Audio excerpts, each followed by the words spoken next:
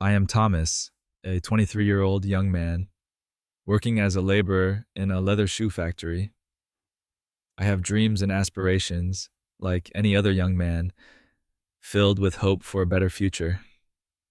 But the reality of being poor holds me back from many of those dreams. Every day I toil away in the factory, my hands rough and calloused from the endless work.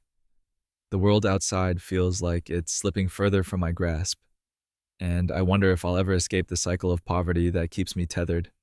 The factory is a loud and chaotic place, the clattering of machines echoing in my ears as I spend hours on end stitching shoes. The air is thick with dust, the walls stained with soot. We, the workers, are treated as nothing more than tools to be used until we break. There is no rest, no mercy. I work my hands raw, my body aching with each passing hour. But there is one thing that keeps me going. Her name is Isabella. I first saw her when she visited the factory with her father. She walked through the factory doors like a vision of beauty, her dress pristine, her posture perfect. She didn't belong here. She didn't belong to my world, a world of dirt and sweat. She was the daughter of a noble family, a world that seemed so far out of reach.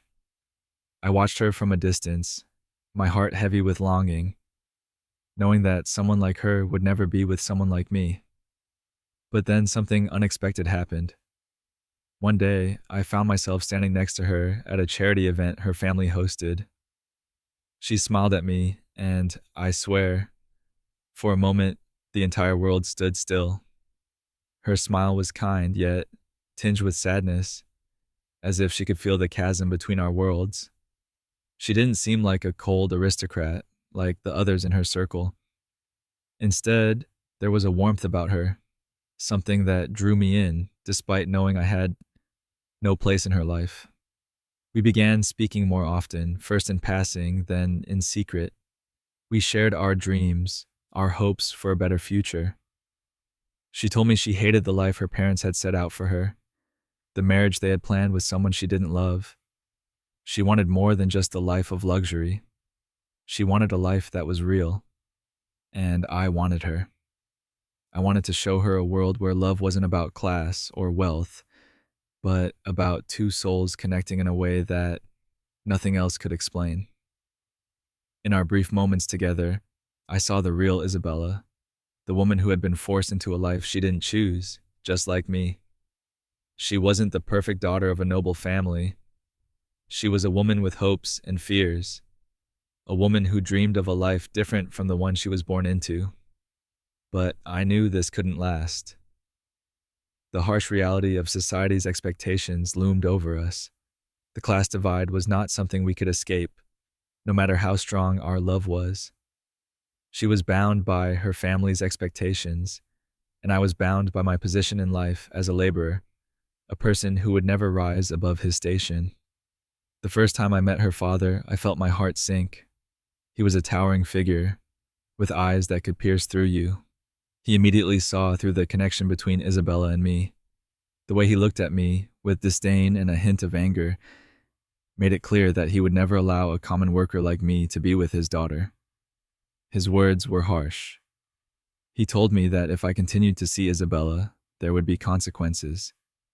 He called in some of his men, and before I knew it, I was beaten. The pain in my body was nothing compared to the pain in my heart. He threatened to kill me if I didn't end things with her. I could see Isabella standing in the doorway, her face pale, tears in her eyes. She was powerless, just as I was. That was the moment I knew that this love was doomed. Her family was too powerful, and I was nothing. I was just a poor worker, a man of no consequence. I left that day broken and defeated. But what hurt the most was knowing that Isabella was forced to listen to her father, to abandon the only love that had ever felt real to her. The next time we met, it was in secret, in the dark corners of London, far away from the eyes of society. Isabella cried in my arms, apologizing for what had happened. But I told her, "You don't have to apologize. I understand." I always knew this love was impossible, but that didn't make it any easier. Every time I looked at her, I saw the pain in her eyes, the same pain I felt. She was forced to marry someone else, someone who was wealthy, someone who was from her world. And I was left behind, broken-hearted, knowing I could never have her.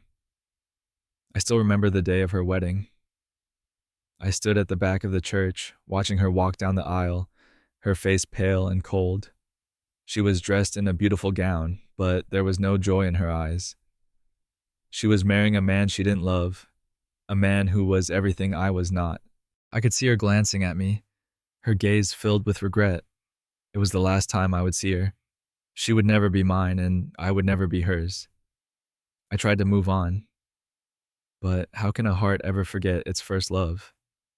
How can you forget the one person who made you believe that love could conquer all, only to be torn apart by the harsh realities of society? Now, I live with the memory of Isabella, the woman I loved, the woman I could never have. My life has been nothing but a dream that was never meant to come true. And perhaps that's the most tragic part of all, the knowledge that some loves are meant to remain just a dream.